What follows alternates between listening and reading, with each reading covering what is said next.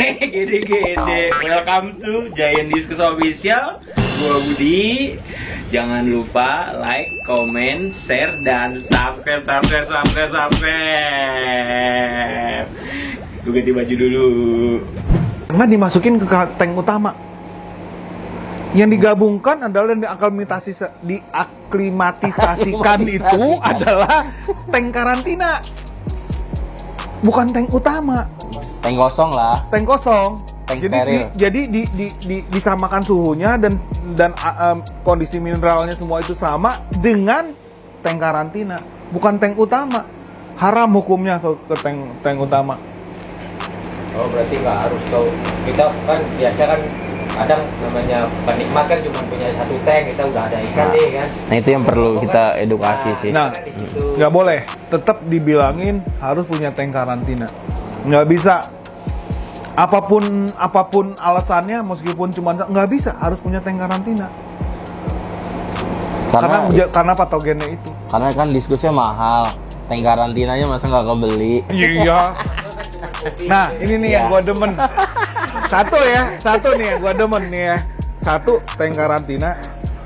Masa sih beli ikan indukan bisa 2 juta? 2 juta. 2 juta kan kurang lebih yang bagus nih ya. Ikan bagus 2 juta, anggap 2 juta. Setengah 2 juta lah. Tank karantina nggak beli yang 200 ribuan kecil begini aja nggak punya. Masa sih? Yang pertanyaan menggelitik gua, masa sih nggak punya buku? Buku pengobatan gitu.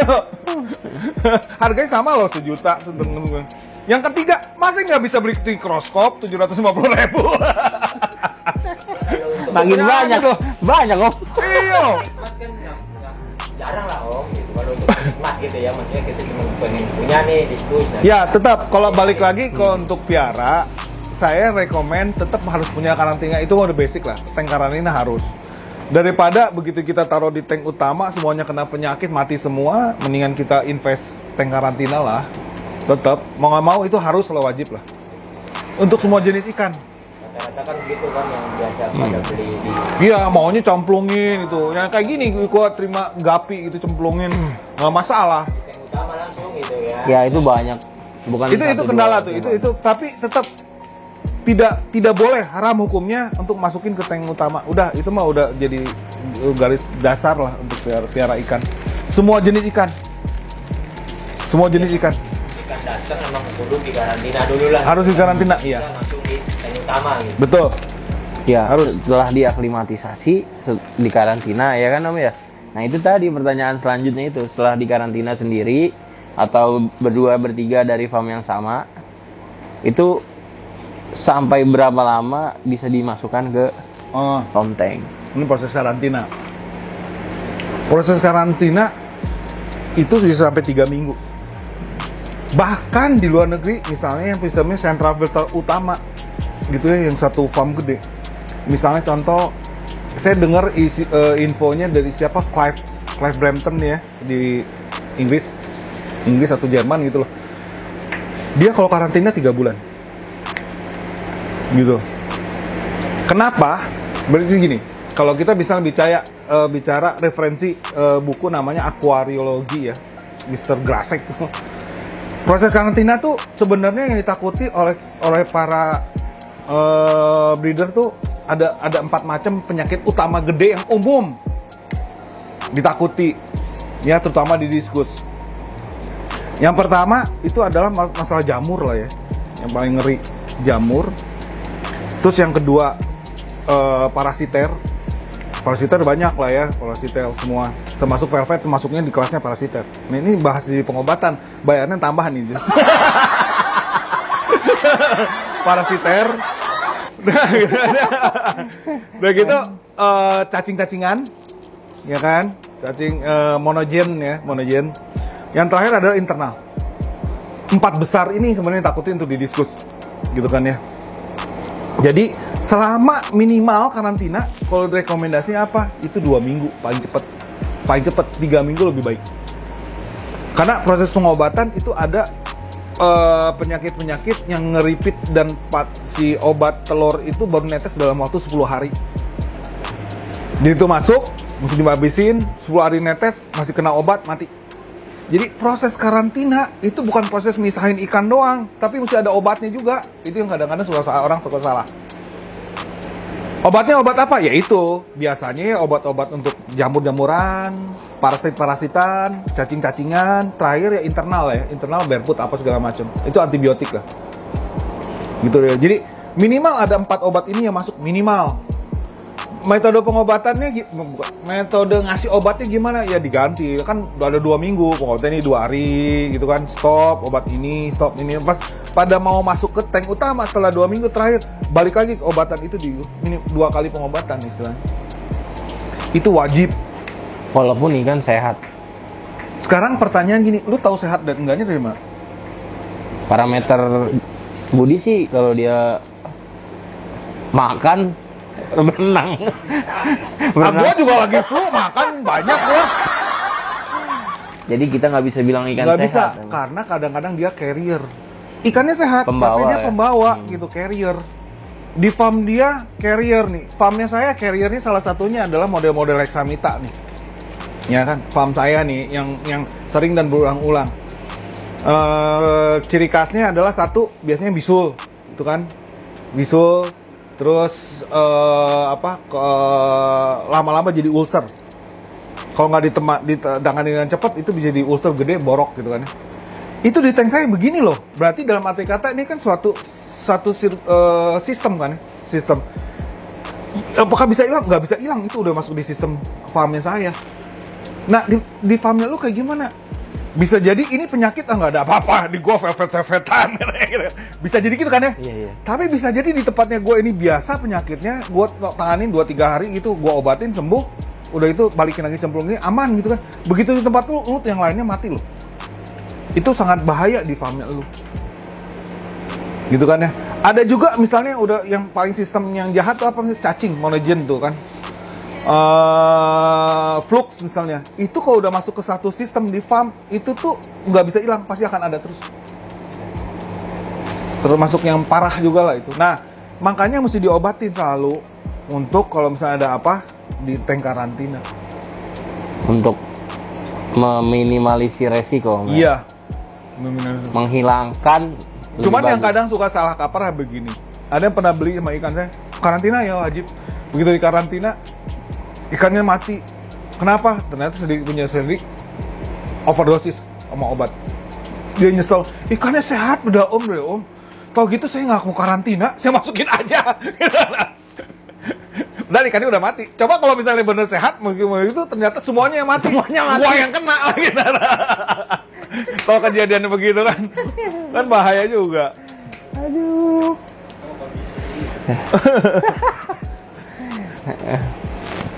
Iya om. Ini itu sih pertanyaan kita karena makin itu harganya makin berbeda. Kalau nanya lagi.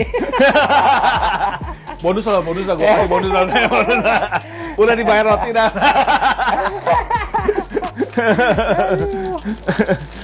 Karena kalau kita bicara discuss ini bakalan nggak akan habis om ya. Karena di setiap tempat, di setiap hobis itu berbeda cerita, berbeda karakter tempat, berbeda karakter owner, Berbeda karakter si ikan juga. berbeda karakter juga ikannya, seperti itu. Bener. Nah, yang kita butuhin itu banyak komunikasi gini om ya. Iya. Buat temen-temen nih yang ada di rumah ataupun di mana aja, banyak ngobrol sama yang lebih dulu om ya. Walaupun yang lebih dulu ini belum tentu lebih pintar om ya. Betul. Tapi lebih ke arah buka bener. wawasan ya om ya.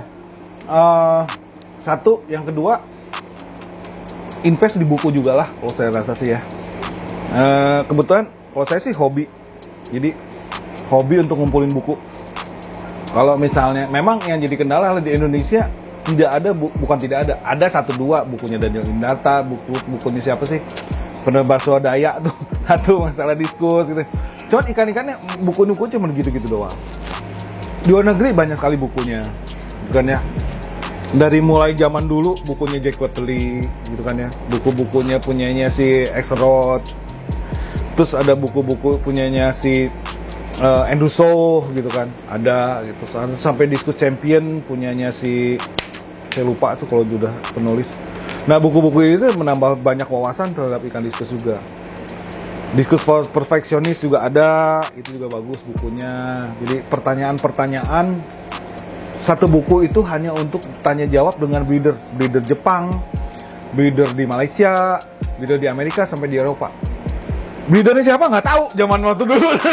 Tapi pertanyaannya itu sangat suatu bentuk pertanyaan yang krusial dan memang sering terjadi berulang-ulang sampai zaman sekarang.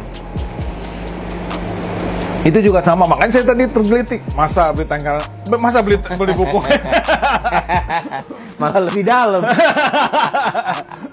Enggak lah. Tapi itu juga balik lagi ke hobi sih ya. Kalau saya kebetulan hobi untuk ngumpulin dan baca kayak gitu juga. Gitu. Jadi jadi sebagai nambah wawasan juga sih kalau kayak gitu. Karena kalau di Indonesia ini Om, kayaknya yang lebih banyak laris itu pertama, gimana cara jual diskus cepat. Tuh aku tuh, kalau di YouTube naik terus tuh kalau bahasannya jual diskus cepat. Naik. Yang kedua, bagaimana cara ikan cepat menjadi juara. Beli. Iya, karena lomba 2 bulan lagi. 1 minggu sebelum lomba hunting. Ya itu masih belum membudaya Om ya. Jadi kalau kita udah membudaya, mudah-mudahan lebih aware lagi. Mungkin itu aja Om. Ya, takut Om ganggu. Enggak kok, nyantai ini Pak. Biasa malam minggu banyak teman-teman kesini juga untuk ngobrol-ngobrol kok. Nah, sebenarnya gini, cuman ini belum jalan ya. Kita kontes, ada kelas baby, ada kelas junior, kelas senior. Kedepannya sebenarnya harapannya adalah keluarin kelas baby yang bagus-bagus. Di itu saatnya ajang tuh dijual. Grooming masukin kelas junior. Hunting di situ yang junior, grooming kelas senior. Gitu kan? Kalau misalnya siklus kontes ini berjalan terus, gitu kan? Dari junior ke senior itu paling makan waktunya bisa sebentar itu. Dari 4 in ke 4 in setengah untuk jadi senior sebenarnya cepet tuh sebenarnya ya. Dalam waktu kontes berikutnya 6 bulan dia bisa masuk kelas senior. Dari kelas baby, junior, senior inilah sebenarnya ini menjadi suatu ajang supaya bisa mendapatkan ikan kualitas sebenarnya. Cuman kadang-kadang orang kelas junior udah basa-basi aja junior. Kelas baby ya udah basa-basi junior. Udah itu jual enggak. Nah kalau misalnya itu bisa di sebagai ajang untuk hunting itu jadi lebih bagus. Jadi tempatnya ikan-ikan bagus ya, Om. Iya, bener. Seperti itu. Semoga apa yang kita bicarakan santai kok, Bud. Iya Om, tapi kebetulan kita ada keperluan lain. Boleh. Mas, Om, terima kasih waktunya. Oh sih, senang-senang aja kok. Makasih ya. Makasih. Sampai ketemu. Gede. Welcome to Giant Discus Official. Gua Budi. Jangan lupa like, comment, share, dan subscribe. Gue ganti baju dulu.